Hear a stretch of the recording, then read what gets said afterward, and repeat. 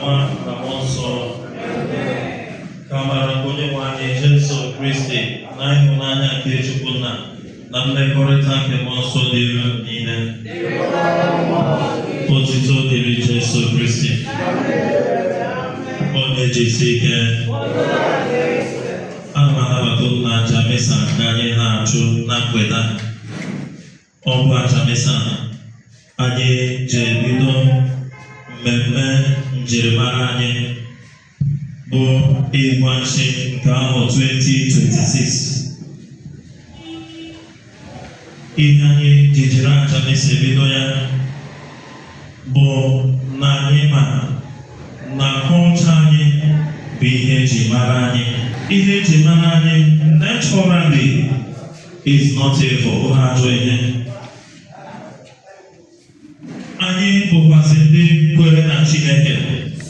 Ọnya mere anyị ji jiri aja misa arịọ Chukwu ka ọ bịa nọnyere anyị dịka anyị na-eme mmemme ihe eji mara anyị n'afọ a. Ka anyị na-ebido, anyị na-ebu ihe niile a ga-eme village to village na-etinye Chukwu n'aka.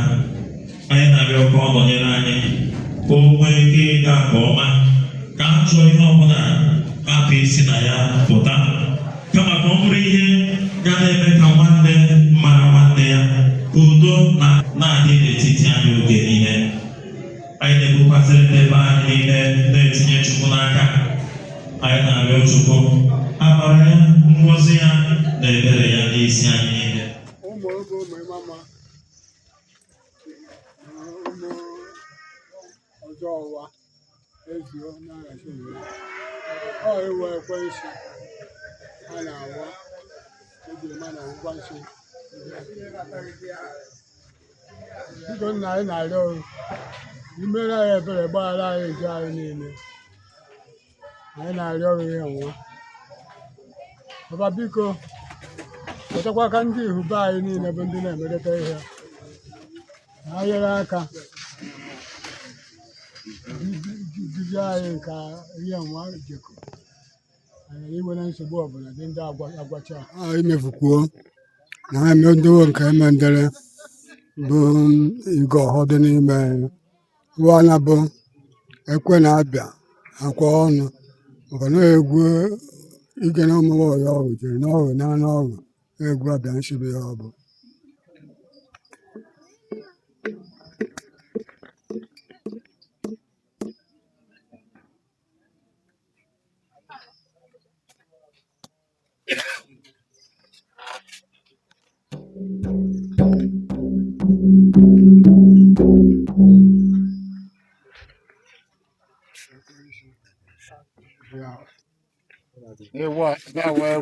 Ekwe Nshi onye bụ eke na gwa Nshi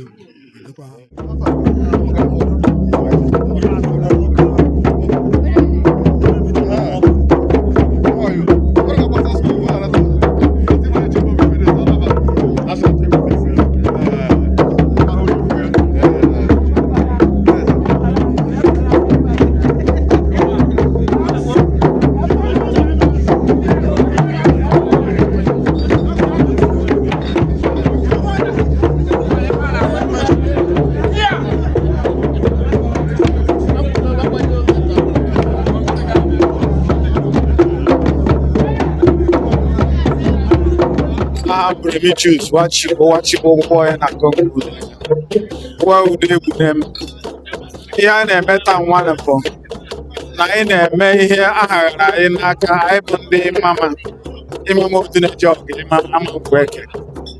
Anyị na-awa ekwe nshi ka eji were bido ịgwa nshi n'eke. Anyị bụ anyị na-emeta mmadụ. Ihe o ji dị mkpa maka iwe ekwe nshi bụ na ya bụ ihe izizi a na-eme. Ọkwara na ya agwaghị ekwe nshi akị abịa n'eke throughout one year. Ọ mgbe anyị gwakwara ekwe nshi na-ede na-ewe bido so maka ka edoro eme bụ na anyị hụkwa ọwa n'ọdụ izu n'Igbo ọhụ bụ ọdụkwa na anyị na-ebido na eke agụwa eke ahụkwara ọwa na-agụ izu n'Igbo ọhụ pọchiri nkwọ na ọgayara ya fụta na nkwọ zụọ nkwọ wee gwa eke niile na aka awa ekwe nshi ụbọchị dịka na aka awa ekwe nshi n'izu echi ya bụ eke na-abụ izu nke aka awa ekwe nshi orukwa ụbọchị ọha ka awa ekwe nshi na ya afụta buru abịa na ekwe na ọgara bụchi bụ ụgbọ akịrị abịa na ekwe nda na-eteghị na ọkụkwa n'ime na awa ekwe nshi maka na ihe a ga-eji were aghọta bụ ọkwa na o meghe akịrị abịa na o nwere mgbe ọ ya masịrị chigbo ya aka na-abịa so o were fụta ihe o mere bụ na ọbịa kpọrọ ihe polisi shie ya na ndị ka ọ na-endere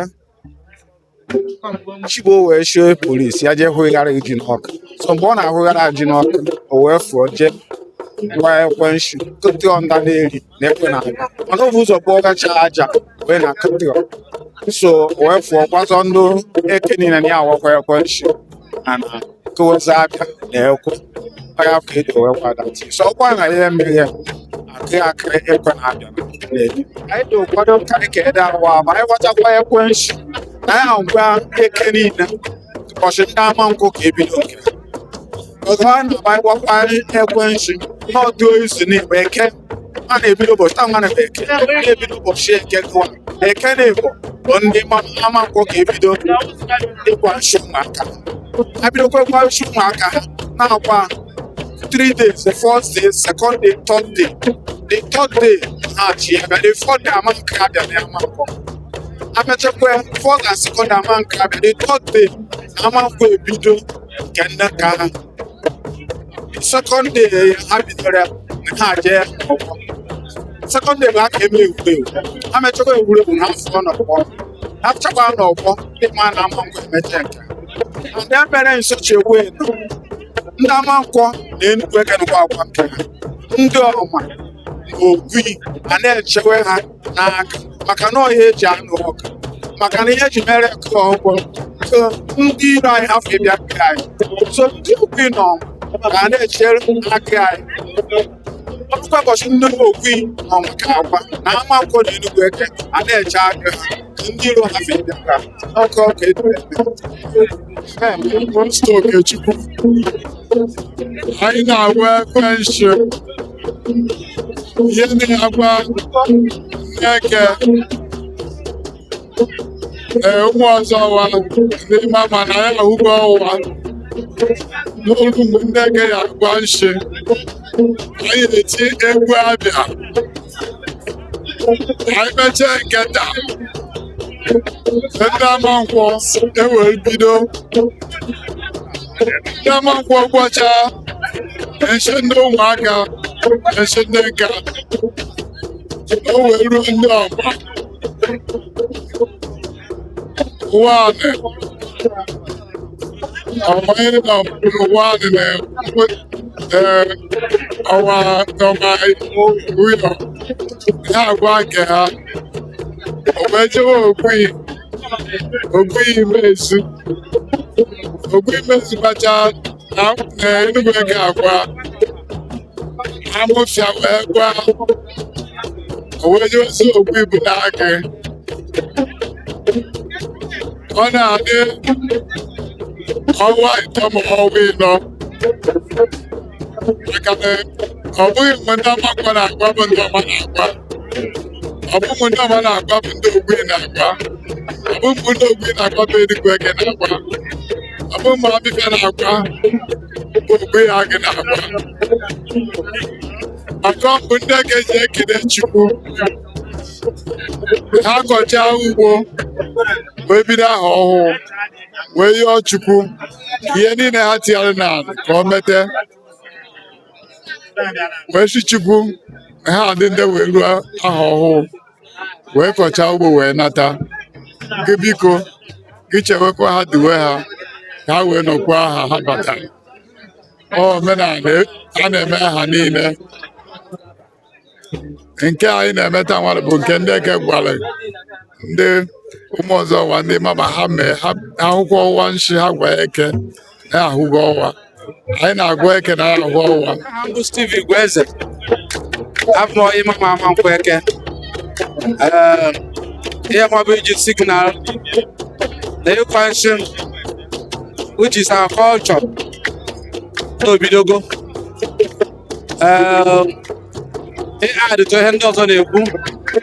And Amankwo Ekwe Nshi ndị Eke. Maka na omenala anyị tochiri na-eme. Onwe ihe dị fetish about it. Onye ọbụla na-akwa abịa anyị. Onye ọbụla na-aka ekwe anyị. Ma nwoke ma nwaanyị ma onye bịara abịa. Ma ndị bi ebibe anyị. O nwere onye ọ na-asọ.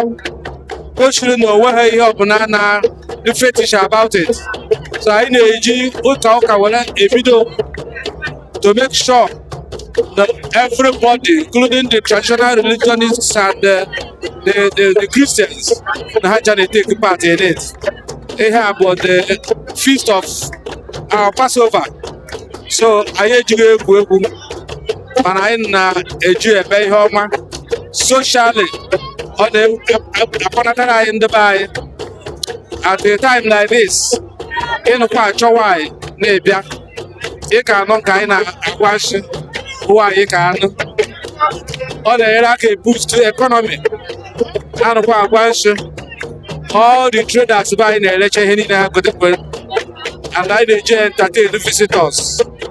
So anyị na-ekene Chukwu every year anyị dukwutekwere anyị na-adị happy about it. Ọhịa anyị na-enyere Chukwu otuto. So anyị na-ayọ Chukwu ndị niile ga-anata maka ịgwa nshi a ka ha ghara inwe nsogbu ọbụla n'ụzọ. Ndị nke na-anọ ka ha nọchikwe ike ka Chineke tinye anyị ihe anyị ga-eji kwụ ya n'aka maka na anyị ma agba aka were ụgwọ anyị ga-eri ihe anyị ga-agụ mmanya anyị ga-ata anụ anyị ga-egote akwa. So anyị na-ekele Chukwu. Thank you so much. Why is it that Igwa Nshi nowadays is usually commenced with the Holy Mass? Why we commence it with the celebration of the Eucharist is to make it all-encompassing so that both Christians and non-Christians, and incidentally, Eke is predominantly Christians. So we call on all the Almighty God through the celebration of Mass to come and be with us, guide us, direct us in all that we are going to do within this period so that it will be hitch-free and we give all the glory to God.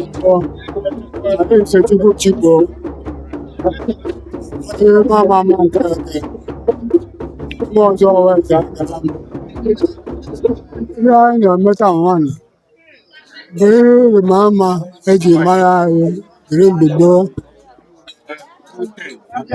ihe bụ ihe Imama ọha bụ iwe ekwensu bụ ihe anyị ji arịrị ọrụ ihe anyị na ihe jere mgbe ọhụrụ.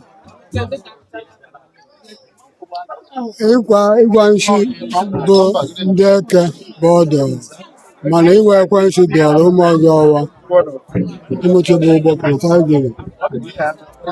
Ya bụ biko ana m asị Chukwu dutere ndị mmadụ nke ụwa bidozie ekwe ya n'udo